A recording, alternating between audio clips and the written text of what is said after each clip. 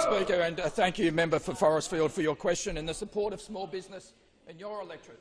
And let me say from the outset, Mr Speaker, this is an exceptionally serious issue. In fact, there is no more serious issue facing not just small business but all businesses in Western Australia than this issue right now, and what the Labor Party's policy would be should they win the next election. It is exceptionally serious, Mr Speaker, because, of course, the greatest threat to any business anywhere in Western Australia would be a future Labor government.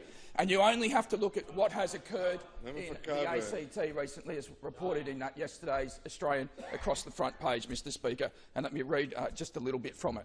According to reports in the Australian, all ACT government agencies have been told to decline to award a tender proposal for ACT government works or services if the tender does not undertake to meet a list of union demands. Those demands include access to company records and names and addresses of workers. Unions are also to be supplied with the names of companies and contractors. I'll get to that. Unions are also to be supplied with the names. Member for Armidale, call you to order for the first time. Right. Mr Speaker. Right, thank you. Sit down. Member for Churchlands, for the first time. Member for Armidale, I don't want to hear from you.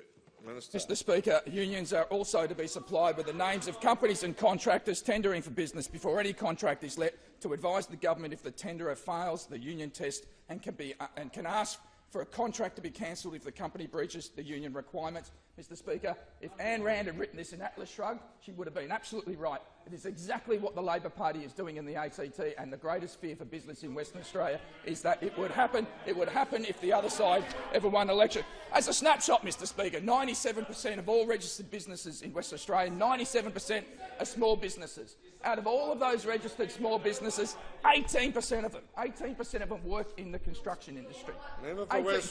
So almost 16% of all businesses in Western Australia are small businesses in the construction industry, and 1/3 of all government tenders across Western Australia, 1/3 of them go to small businesses. Mr Speaker, construction is the #1 industry for small business in Western Australia, and we know, Mr Speaker. Member for West Swan, call you to order for the third time now, and Minister. Mr Speaker, we know from the Hayden Royal Commission about the culture of negativity and the influence that unions have everywhere in the country, Mr Speaker. In fact, Dyson Hayden wrote recently that you can look at any area of Australia, you can look at any unionised industry, you can look at any type of industrial union, you can select any period of time, you can search for any type of misbehaviour. You will find rich examples over the last 23 years in the Australian trade union movement, Mr Speaker. So, of course, you've got to ask what would happen here if that policy was adopted in Western Australia. And we know what the Labor Party's position is, Mr Speaker.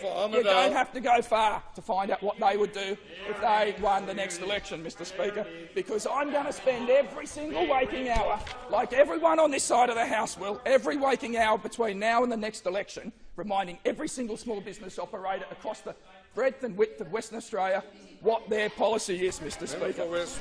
Let me get to the point, Mr Speaker.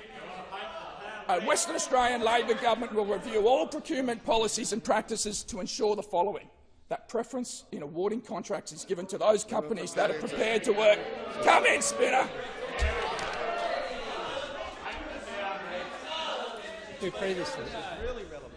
down, please. Right. I want to hear this in silence. Thank you, Mr Speaker. You have actually ruled on this previously. The Minister can answer matters regarding matters under the Minister's administrative responsibility. It's not possible for him to answer questions regarding the Labor Party's platform. Right, thank you. Pretty sure small business is part of my platform. Right, member for Forestfield, call you to order for the first time. Right, Minister, stick to what the government's position is rather than to some conjecture somewhere Quite okay, Mr Speaker. We're happy to do that. The government's position is not to do what the Labor Party want to do. And that is that the preference in awarding contracts is given to those companies that are prepared to work within the Labor government's industrial relations framework, that is, which have a positive approach to the rights of trade unions and their members. WA Labor will include mechanisms, systems and practices within government departments and authorities which are capable of implementing and policing the above.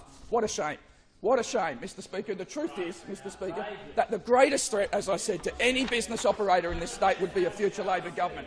And the big challenge right now is for the Leader of the Opposition to get some integrity and stand up here and tell all of the union heavyweights otherwise, because we know that you will never stand up. Thank you. Member for Willagee. Right, wind it up, please. He will never stand up to the union movement. You only have to go and ask the Deputy Mayor of Fremantle. Sit down, sit down. Member for Willagee, call you to order for the first time, and the member for Armidale for the second time, and I want a 10-second wind-up. Only you have to go and ask the Deputy Mayor of Fremantle what he thinks about the union thuggery in the Labor Party. You only have to go and ask Alana McTiernan. You only have to go and ask Gary Gray about the problems facing the Labor Party. It's got nothing to do with the leadership. It's to do with the structure.